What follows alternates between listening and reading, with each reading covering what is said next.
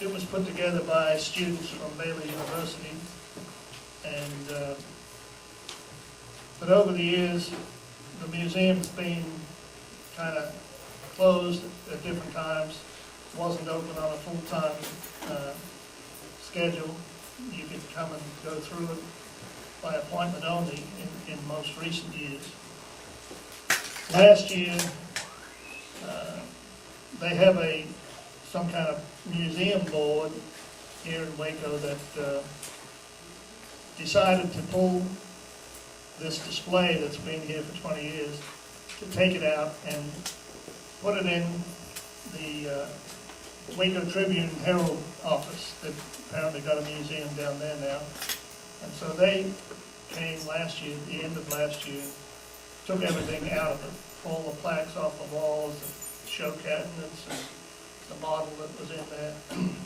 So Helen and Taylor put out a lot of their own money to replace it. Ron and I helped to stock the cabinets, to reword some of the plaques on the walls.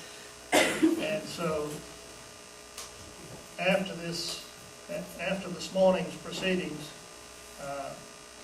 either during the lunch hour or in the afternoon, we would encourage you to go up and have a look at this display.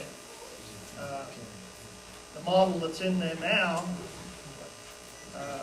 Helen Marie Taylor was going to get a new model made to replace the one they took out, but then she found out she already had a model that, and when I got to look at it, it turned out it was from the trial, the criminal trial. When we went to trial in San Antonio, I think there were like 3 models that showed up. The prosecutors had a model, the defense lawyers had a model, and there may have been an extra one, I'm not real sure, but I thought at the time that the defense lawyer's model was the best of all of them. But they chose during the trial not to use it. They used the government model. And the government model was one where you could take the top off and look at each floor and so on. This model that's up here doesn't do that, but it is a lot more interesting to look at. It's a lot more detailed, and it's pretty close to accurate. We added a few little things that were missing. There's some things on it that probably weren't in the position they're in now. We weren't consulted in making it, but it gives you an idea of the building that burned down in 1993. We're here today because basically of this situation that developed in regards to this display that's upstairs on the second floor. And Helen Marie Taylor has been very supportive over the years. She no longer lives in Waco. She resides in Virginia. She came down to get this all taken care of. And so she'll be returning to Virginia next week, I understand. And so we're kind of waiting for her to come down. She's upstairs. And we're also waiting for one more survivor that I know of that's coming. Some of the survivors that we invited to come, unfortunately, were not able to be here today. Brad Branch said he was going to come, but he's just recently moved from San Antonio to the Houston area, and so far he hasn't showed up. Kevin Whitecliffe, who lives in San Antonio, has just started a new job, and so he wasn't able to get off. And I talked to David Thibodeau. He is also prevented from being here because of his job. They had just given him time to be with his daughter, spend some time with his daughter, which he hadn't seen for over a year. And so when he asked to take off to come down from Maine, which is a long walk, but anyway, they didn't want him taking extra time off to, two vacations in the same month sort of thing. So he apologized and he wished he could be here with us. we are glad to have Paul Fatter with us. We're glad.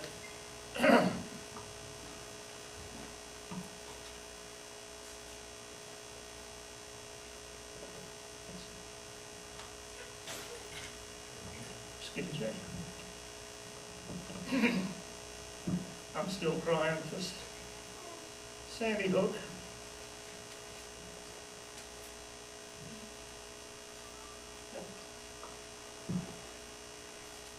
That's been months ago. Then we get Boston and now West. So, in a lot of loss.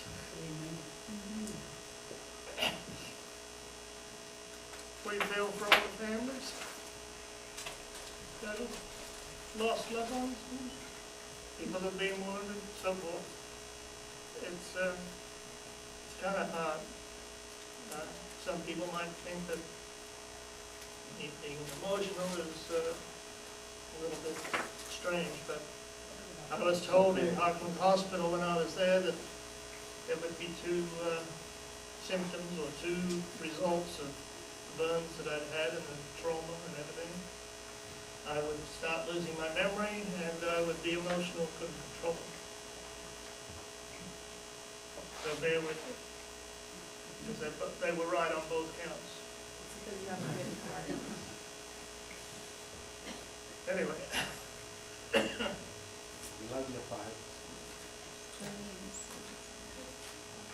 Like I said, we're glad that everybody could come today. Over the years, there have been a lot of other people that have come to the memorials that probably would have been here today, but unfortunately they've passed on as well. Some of them were survivors, and some of them were supporters. People like Ron Engelman, you know, sure. different people that worked with us in the trials. Gordon DeBell. Gordon DeBell passed away last year. Last year, another survivor passed away, Gladys Otten. And many other friends that have been with us down through the years. But the Lord brings new people in, people that perhaps didn't know about it 20 years ago, weren't around as supporters or able to attend memorial and so forth. We're glad for the new faces. We welcome you to our family. To a lot of us, this is like homecoming. Yeah.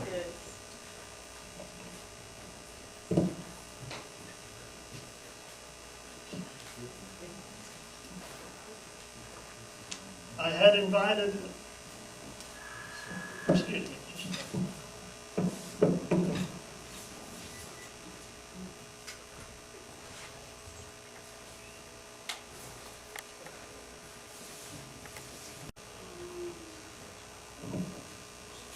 one of the ones that I have invited as a speaker this year. He's been a speaker in the past. He's, some of you are probably familiar with him. That is Michael McNulty. Most people are familiar with his work making documentaries. He made Waco Rules of Engagement, which was the first in a series that he made about the event that took place 20 years ago.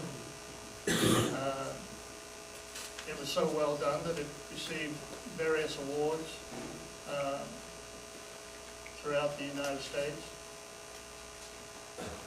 It's been shown on television numerous times, and it's, most of you have probably seen it. He also made two other documentaries, one called Waco, A New Revelation, which this afternoon we plan on showing on the screen here. And then he made a shorter one that came out around the time of the Danforth report. It's called the Flare Project. All of these documentaries tell a story, tell our story. Not from our point of view necessarily, but from a researcher's point of view. Mike McNulty was drawn to our situation. His curiosity or his interest was piqued when he saw the building burning down, because Mike McNulty is a Mormon. And for those people who like to use buzzwords or, classifications of small groups or odd groups or strange groups, Mormons kind of get into that category too, of being a cult. Little introduction to Mike McNulty's reason for being interested in what happened to us. When he called me the other day and said that he wasn't going to be able to be here, made me a little sad. But he began telling me some stuff on that he was into now, you might say, or more recently. Is your mic on? Sorry. Yes, it's on. It's me that's on. I'm sorry. Hold it up closer to Mike McNulty was explaining some things to me on the phone about what he's been doing since these 3 videos, or these 3 documentaries that I was just talking about. And so I asked him, I said, well, if you're not coming, do you mind if I present some of the stuff you were telling me about? And he said, well, no. In fact, he favored it. I said, I won't paraphrase it. I'll read, because he directed me to his webpage. If you want to get on the internet and look up COPS Productions, COPS Productions,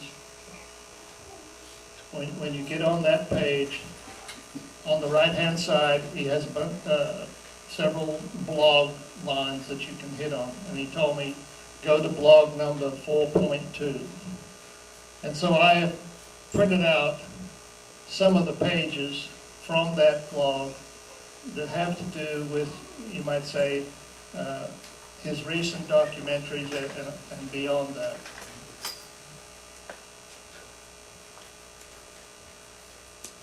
The first page on that particular blog says 175 years ago, another religious group was despised by howling mobs of citizens.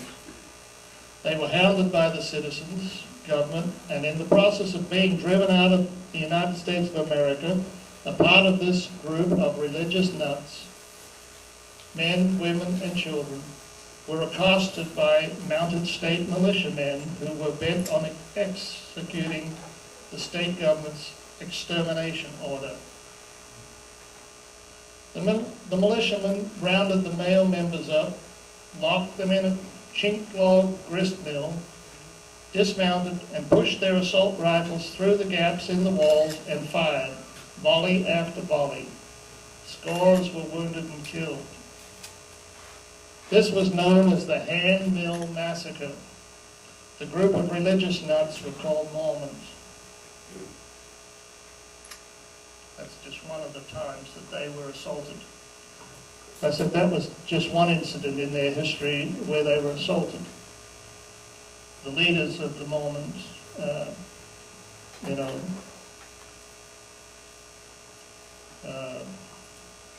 Joseph Smith and his brother were both put in jail and killed in jail.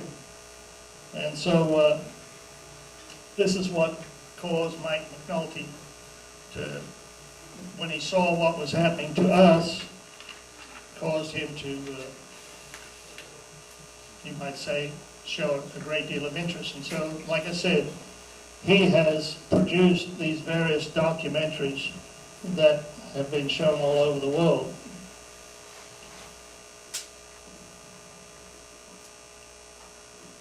In talking about his second documentary, he says this. I'm not going to read this whole blog because it's 24 pages long.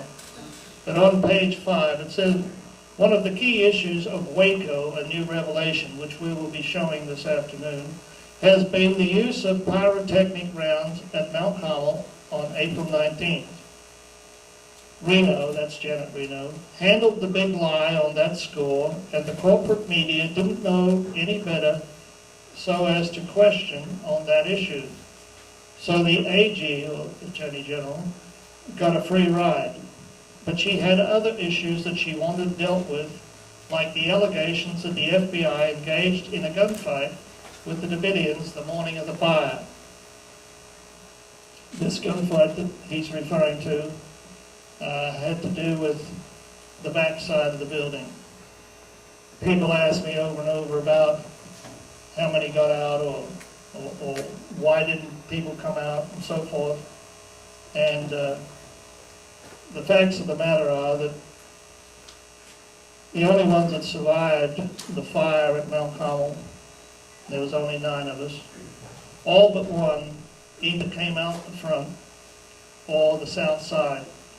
Both of these sides, the front and the south side, were in view of the media cameras.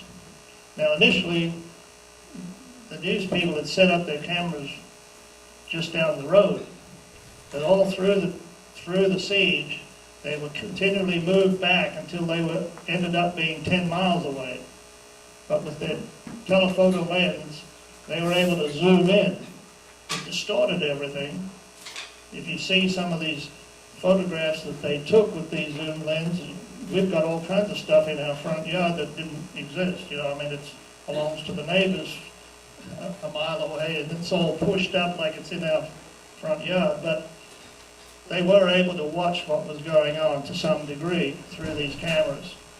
And so the people that jumped out of the second floor windows, which happened to be 3 women and 1 guy from England, 4 of them came out of the second floor windows on the front and survived. 4 of us came out the south side of the building through a hole that the FBI had rammed in the side of the building with the tank. Only one person went out the back and survived, and that is Graham Craddock from Australia. He went out the chapel window and crawled through the smoke towards the swimming pool and ended up in the cinder block building, which was at the bottom of this big water tower, the same water tower that Peter Jett had been shot on the first day.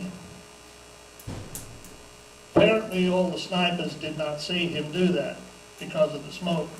So he sat in this cinder block building until the whole thing was burned down, all of the smoke was gone, and the FBI and so forth was starting to go through the rubble in the process of checking the rubble to see what was left. And he comes out of the cinder block building, and it scared the daylights out of him. They thought he'd snuck out somehow through a tunnel, but he'd been sitting in this little cinder block building all along. But we're the only 9 people that made it.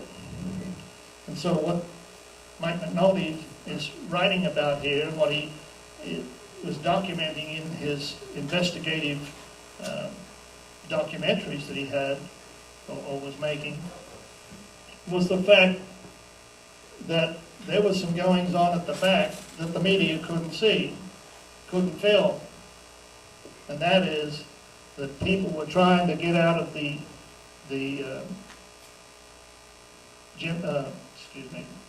get out of the kitchen area, the cafeteria area at the back, which was right near the swimming pool. Some of them that came out there were fired at from the sniper nest and were driven back in. Others made an effort to leave. We believe Jimmy Riddle was one of them. He got about as far as the back end of the gymnasium. The FBI reports where there's a guy with a backpack on coming out the back. Uh-oh, he's fallen down. and he doesn't get up. We believe that Jimmy was shot and his body was bulldozed back into the rubble later to hide the fact that people were outside. This was one of the stories that the survivors and various investigators were passing around. Probably came up in the trial. So Janet Reno was upset about that. She wanted to put that to rest. And so Mike McNulty, in his investigations, and he's not just digging stories up, passing along rumors. Mike McNulty used the government's own flare footage, film from planes flying overhead, footage from observation posts, soundtracks, and all kinds of government-supplied information. So it's not a made-up story. He's put this together. What he came up with was the fact that there was a plane flying around during the fire, during the final assault where the tanks were ramming the building and so forth, that shows individuals getting out of the back of the tanks, taking up firing positions and shooting towards the back door, shooting into the building or in the direction of the building. The government tried to put that story to rest by saying there was no shooting. The FBI testified in our trial that they never fired a shot on the last day. And they said these muzzle flashes that you're seeing in the film, in these films from the planes, it's just the sun glinting off broken glass or metal or something like that. Experts have testified in the past, and we've even had some of them at our memorials in the past, that show that if you're taking pictures from an airplane that is circling, you're not in the same relation to the sun for more than a split second, you might say, because the plane's moving. So the angle of reflection or the duration of the reflection would continue to alter and change throughout, the course of this plane going around and around taking film. Mike McNulty brought in experts to test this theory, whether this is just flashes or whether this is real gun, muzzle flashes from guns, or whether it's just sunshine. The plan was to pretty much brush off other things like the explosion on the roof of the bunker and the setting of the fire, while the media's attention was absorbed in the rigged so-called recreation of the alleged shooting incident. This recreation took place at Fort Hood. Alex Jones, Mike Hansen, I believe, went that day. We went down there, you might say, hopefully to be a witness to what was going on, but they wouldn't let us on the military base. We stood at the gate and was only able to confront some of the lawyers and different ones that were permitted inside after it was over. But this recreation, Mike McNulty is saying, said, it was handled like a circus at Fort Hood, Texas, much like the old Circus Maximus in the days of the failing Roman Empire. Keep the mob, or the press, distracted with the gladiators and the slaughter in the Colosseum, while the politicians finish the work of destroying the underpinnings, or the truth, of the Republic. Distract them. And so it was that the recreation became the mechanism for the new reality of the outcome of Danforth's so-called investigation. So we decided to do our own recreation of the shooting events at Mount Carmel on April 19th, and we called it the Flare Project. That's his third documentary. It's a shorter one than the other two. premise of the FLARE project was our contention that the FBI forward-looking infrared videotape made by the FBI from the air on April 19th actually showed a gun battle going on up to and during the fire that day at Mount Carmel. The fight was between the FBI HRT Delta teams outside the building and the Davidians inside the building that was under the assault by the tanks. We had met with the Danforth representatives on several occasions and found the whole affair to be very tedious, and one day they wanted all of our information and we were willing to share nothing. They wanted all of our information and they were willing to share nothing. So we learned how to pick their brains while we had access, and it seems that they either didn't know what we were doing, or the folks we worked with, sub rosa, functioned with a wink and a nod. But we got the stuff we needed to prove that good old Republican Jack and the folks he was working for, the Attorney General and her deputy, were rigging the game, and we could show exactly how he and they did it. Now we needed to set up a righteous recreation that accurately duplicated the conditions, equipment, and circumstances of that day in 1993. This was going to be fun, hard work, and expensive, but fun.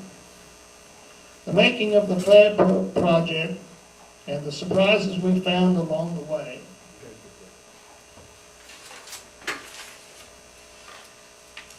Says the first thing we did was to gather a crack team of forward-looking infrared scientists. We decided to use a different scientist than we had used in the other films, Dr. Edward Allard. We wanted to have a diverse opinion, so we obtained the services of a colleague of Dr. Allard's from the Night Vision Laboratory in Maryland. We also assembled a team of firearms experts and a fine collection of the different weapons used at Waco by the government forces. Then we found a FLARE technician with the same type of FLARE device the FBI had used at Waco on the 19th. It took 2 sessions to do all the work we had, and we were helped by an old friend, David Hardy. Some of you know David Hardy. David Hardy was a lawyer in Tucson, same town as our friend here. Dave Hardy got a whole lot of material through the Freedom of Information Act, and he wrote a book, really excellent book on some of the stuff that they were up to. So they got David Hardy to help them with this reenactment.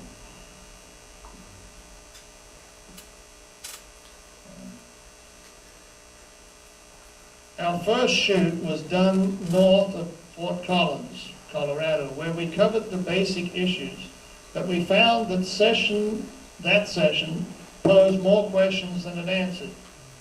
So off to Tucson, Arizona, David's hometown, and that's where inspiration and effort came together to give us the answers we were looking for. The central problem was the size and duration of the muzzle flashes we saw on the videotape.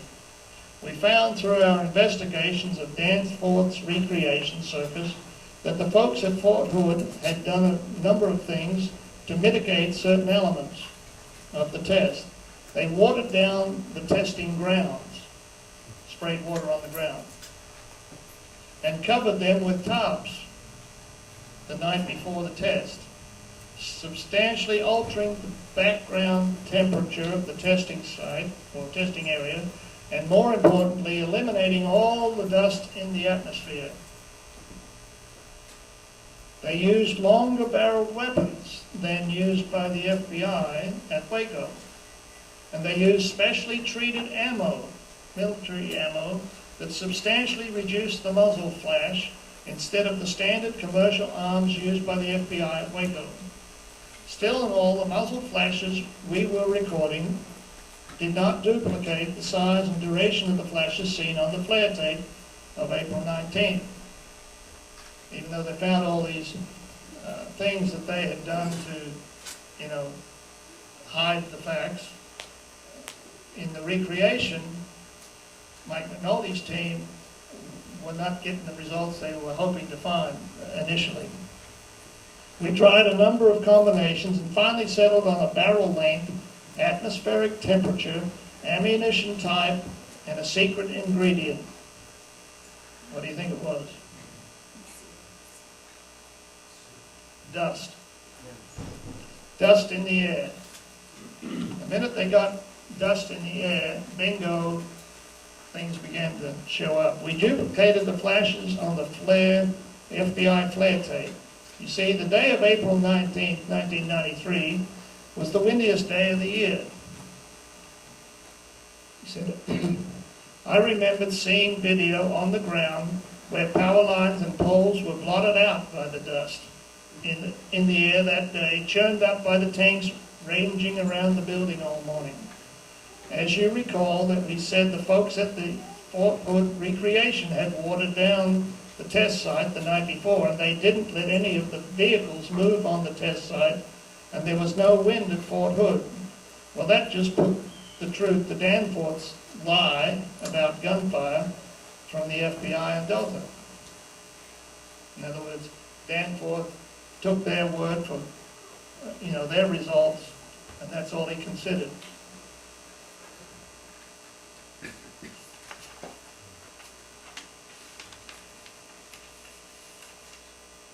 There had been a gunfight, and it was recorded on the FBI flare, and we had a group of photo interpreters review the color photos made from the air by the FBI that day.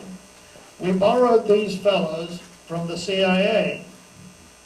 One of them had been the fellow who had discovered the Russian missiles during the Cuban Missile Crisis in the 60s. They found the bodies of the Delta HRT players in the rubble, not dead bodies, but they were able to pick them up on the film.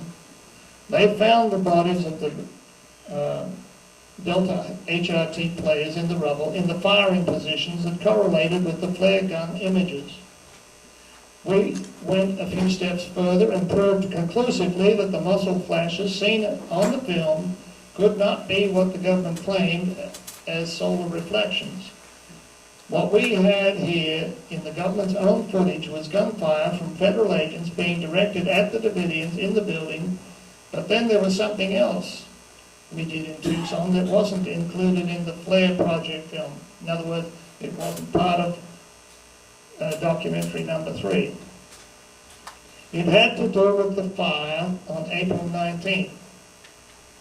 On April 19, the FBI had inserted what they called CS gas.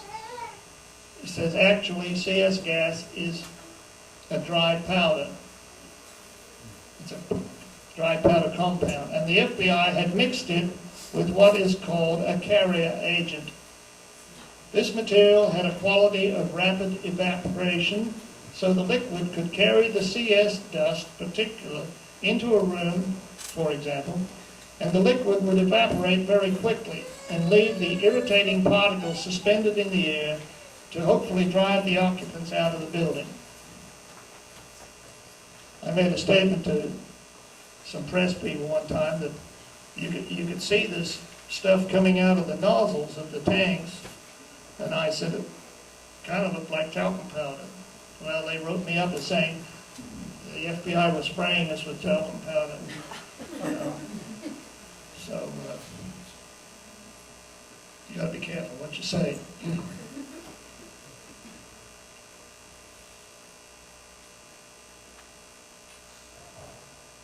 Let's see.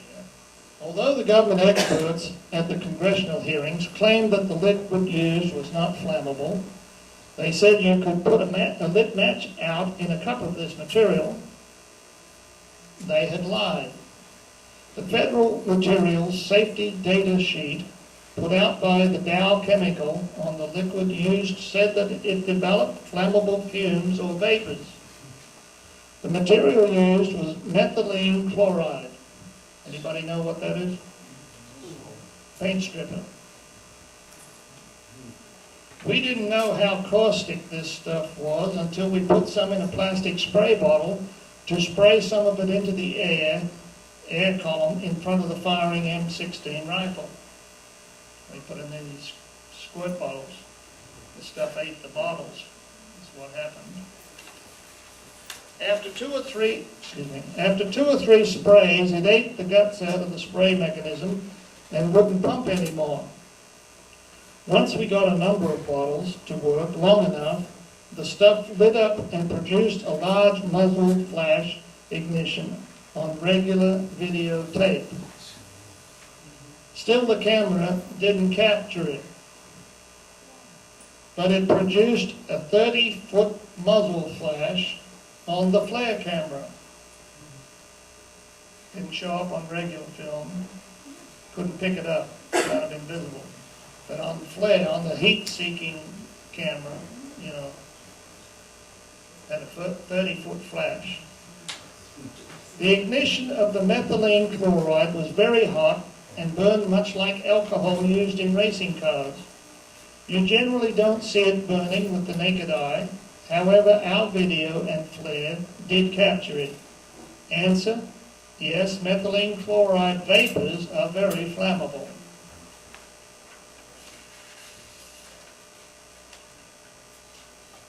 The FBI had pumped in gallons of this stuff over the course of the 6 hours before the fire started.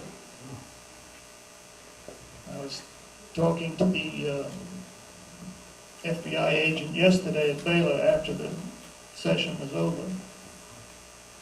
And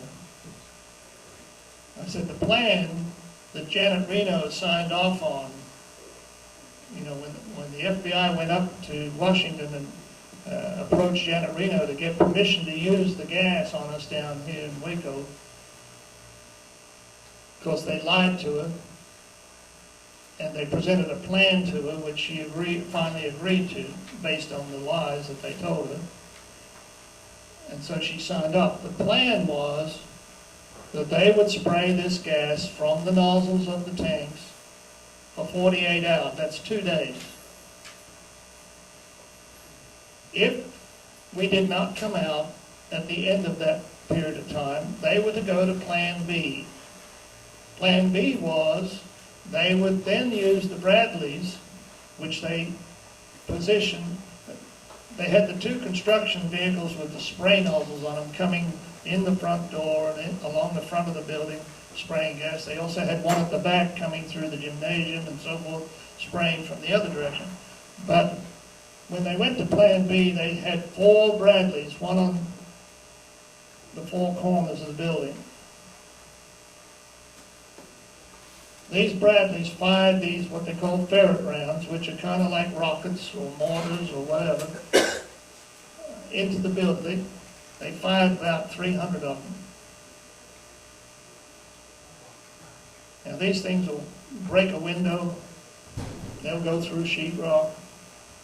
And so, in my experience, being in the chapel, these things would come flying through the window, you know, buzz past your head, stick into the wall, skid under the pews in the church, and different things like that. I did hear a report. I'm not an eyewitness. I wasn't in the cafeteria area, but somebody told us that one of them came into the back area and hit Jimmy Riddle in the face, knocked him down, just hit him that hard.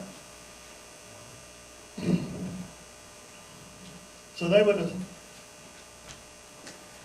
at some point during the morning, the FBI ran out of the sprayable gas, what they were supposed to have last for 2 days.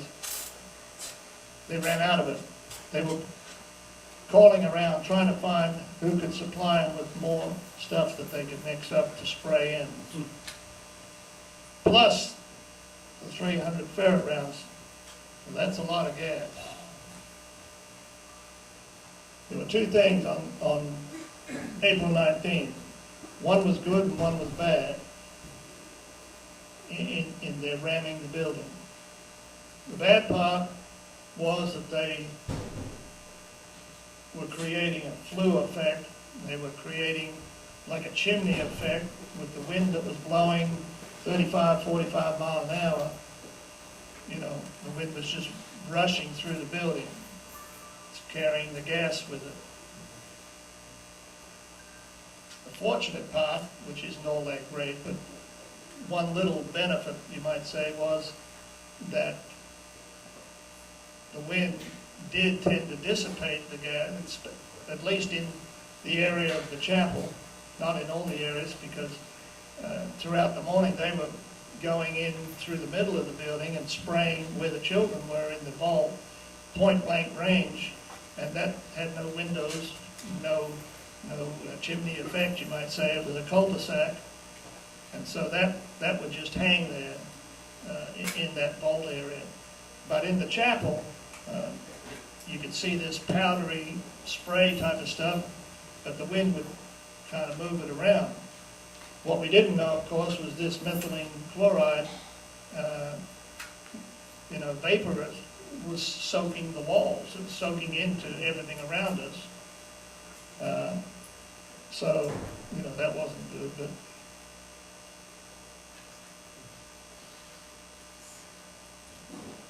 the FBI had pumped in gallons of this stuff over the course of the 6 hours before the fire started. I reviewed the FBI 302 reports from agents who had been stationed around the building that morning. 3 or 4 of them had observed a Davidian inside the second-story southeast corner of the building. That's Sheila Martin's room. Down on the, to the right of the front door if you're looking from outside. That's where the first fire is seen, in that second floor window. It's not Sheila Martin's fault, she was already out, she was gone. But these agents are reporting seeing one of the Davidians, they said, dressed in ninja suit. I don't know any of us that had a ninja suit, but, maybe they had something black on, I don't know. So they saw a Davidian inside the second story, southeast corner of the building, wearing a black ninja suit. He had an AK-47, and when the CEV tank had torn out the corner of the wall and inserted the last charge of CS directly into the room, they all had seen and heard the Davidian fire his weapon at the retreating tank. Within a minute, the observers had reported a fire that started at that location. Now, this is Mike McNulty's opinion. He says, "We contend that the fire was accidentally ignited by the discharge of the Davidian's weapon in the heavily laden atmosphere of methyl chloride vapors in the room from the immediately preceding the insertion of the material by the FBI CEV at that location." What he's saying is that in shooting at the tank, if somebody there did shoot, and they got 3 or 4 agents saying they saw or heard shots in that room right after the tank withdrew, what Mike McNulty is saying is that the spark from the gun being fired would be enough to ignite these vapors that have just been pumped in there. Not an intentional match lighting of a fire, per se. Not necessarily a tank knocking over a lantern, but you might say accidental in the course of the gun shooting sparks out the side of it or whatever, would be enough to cause that to burst into flame. All the other damage they had done throughout the morning of punching holes and creating this wind tunnel effect just made it, go up that much faster. It says that was the first fire seen that morning at the front of the building. We also contend that some of the other fires started in the building thereafter were advanced by the heavy presence of the methylene chloride vapors in the building that day. And in conclusion, we believe that the use of that material by the FBI at the Mount Carmel constitutes an act of arson by the government. It should also be noted that the Danforth investigation never conducted any tests regarding the flammability of the CS gas and its carrier agent, methylene chloride. The Danforth investigators simply took the word of the federal fire investigators retained by the BATF that the CS and methylene chloride were not flammable, and therefore safe to use in the way the FBI used it. The government is saying they were safe. What the government doesn't tell you was they were illegal. The United States signed the Geneva Convention saying that they would not use CS gas on their enemies in warfare. The manufacturers of CS gas have a warning on them, on the canisters, saying not to be used indoors. If you're going to use it, you use it on Americans, not your enemies. You use it on Americans to quell a street riot or a parade or something, out in the open. So even if it was not flammable, it's illegal for them to be using it on, anybody, technically.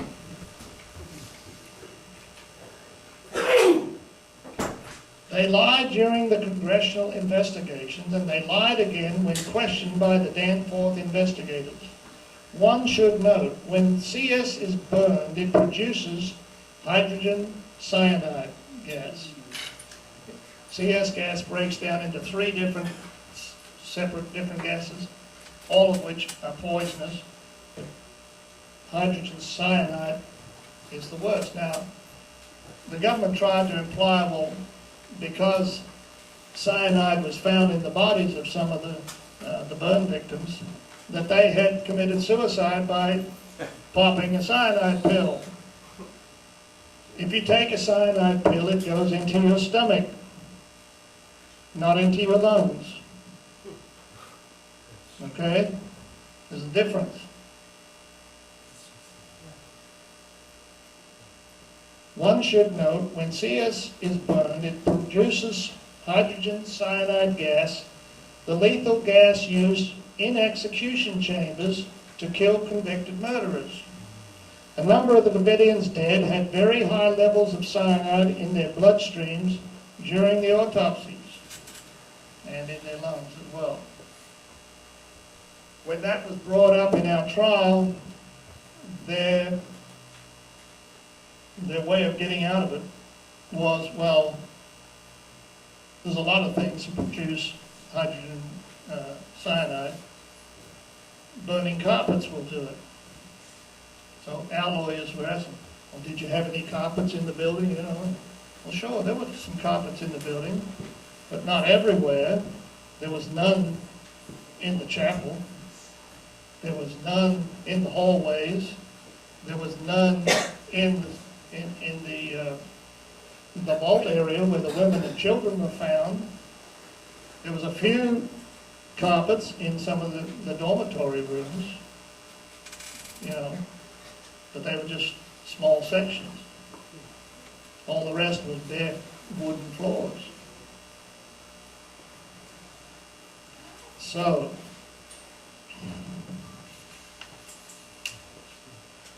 I'm not going to show you, but throughout this whole blog, this 24-page blog, there's just numerous pictures. That's why I've got so many different pages with just a little bit of writing on that I'm reading. On this page, and I won't even let you look at it later.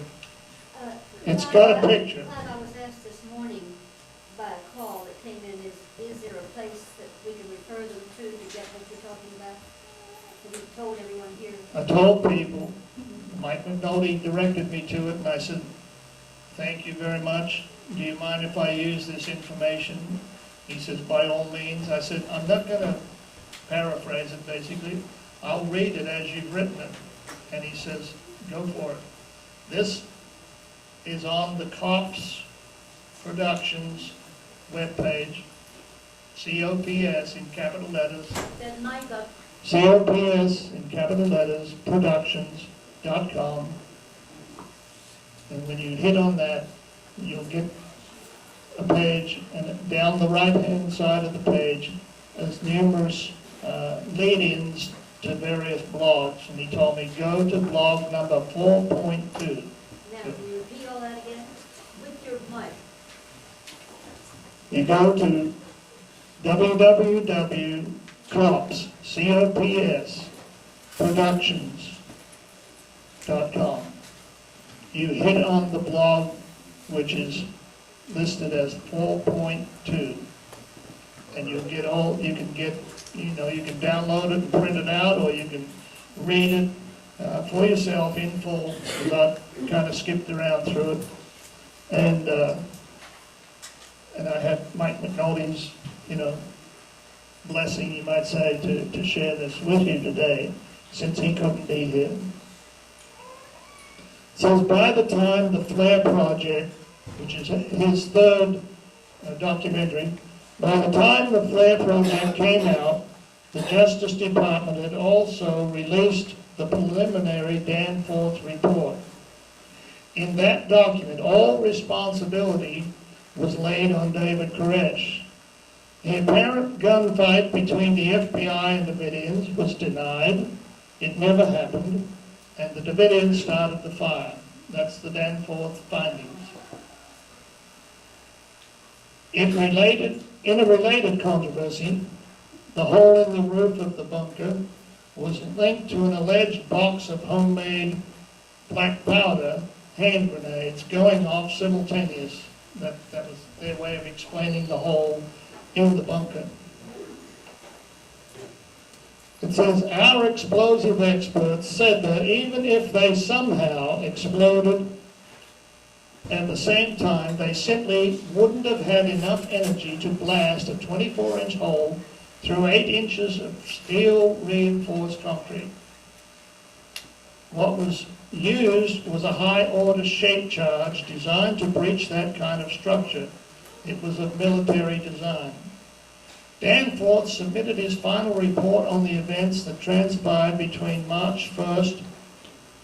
He refused to deal with the VATF raid on February 28th and April 19th, but Cops Productions sent copies of the Flare Project by certified mail to John C. Danforth and his boss, the Deputy Attorney General.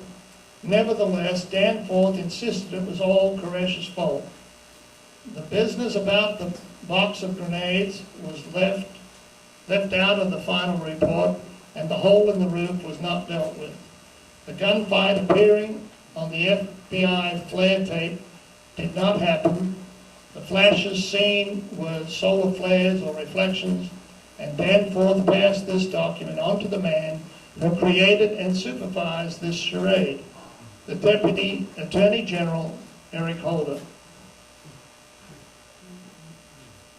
Now, I didn't get into all of his other blogs, but the next blog he was working on or had put into his webpage was him going after Eric Holder, who is connected with a little situation called Fast and Furious. Anybody know what Fast and Furious is? Can't hear you. Hold your mic up closer to your mouth. Fast and Furious is all these military-style weapons being allowed to go down to Mexico, used by drug cartels. Is that correct? They were deliberately allowed to be sent south of the border. They said, oh, well, we allowed that because we were trying to get the kingpins. We were going to trace them. What is happening is that our agents and so forth are being shot with our own guns, and it's the government that gave it to them. It's not like they came up here and bought it at a gun show. It's not like they stole them from somebody. They were handed over to them.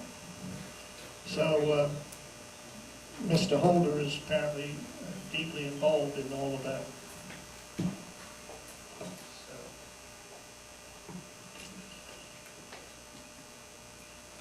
I'm not having a good day today.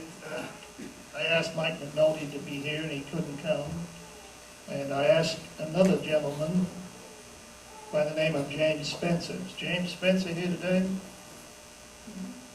If he is, he didn't introduce himself to me, so I assume he didn't get here for whatever reason. James Spencer was calling me pretty frequently just a couple of months ago.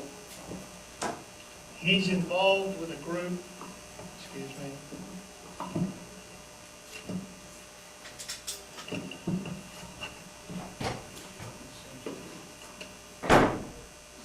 I've dropped my card, but James Spencer's, I believe his organization is called Citizens for Legal Reform or something like that. When he began calling me, he was talking to me about the fact that he wanted to take the FBI, certain FBI agents to trial. He wanted to sue them in federal court. I said, well, good luck to you. We tried it and didn't get to first base. Of course, we had the same judge that we had in our criminal trial, so you know why. But he said, oh, I've got a different angle. What James Spencer and his crew, the various people that are working with him, they have discovered, or they're telling me they've discovered that a particular FBI agent, which was not only involved in our case, the ATF raid and so forth, the criminal trial or the other trial, the civil trial that we had. This character was not only involved in that, but he's been involved in many high-profile cases in which the government involved for a number of years. This particular agent, we're told, gets to testify in these trials for the government. He has a reputation of testifying, well, we don't have that particular document, or we don't, somehow this evidence has gone south, it's disappeared, or whatever. And so, that people can't pursue whatever line they're trying to present against the government because this guy says the evidence doesn't exist. I says, well, more power to you. I hope, you can get somewhere with this case. But, the odds are maybe not. He said, well, in our civil trial, the judge threw out all of the people that we named, all the way from Janet Reno down to the guy that polishes their shoes, sort of thing. We had them all listed. And the judge threw it all out of court on the grounds that you can't sue a federal agent. He's just doing his job, and so they're exempt, sort of thing. They're beyond reproach. So we got nowhere in that trial. And I told James Spencer this, and he says, well, my angle is this.